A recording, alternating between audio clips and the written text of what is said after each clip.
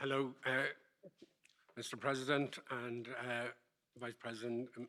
I would like to welcome you here and to thank you for stating particularly the element of fairness and the element of fair transition. To acknowledge that is a major statement, and I hope it will continue to be the underlying part of all energy transition policy. I would draw attention in particular to my colleagues' 1.18, where they talk about consultation.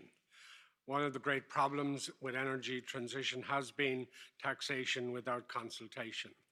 Taxation on its own right will never achieve the kind of level of success because it effectively affects the number of people in poverty, as mentioned by my colleagues already.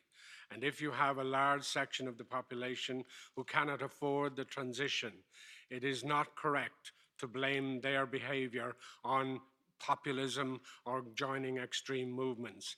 They join those movements not because they like them or even love them, but because these are the only movements expressing their fears. So I would ask you strongly to impress a strategy on fairness and particularly fighting poverty.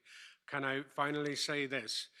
In terms of the investment in infrastructure, particularly transport infrastructure, and particularly transport infrastructure in rural regions.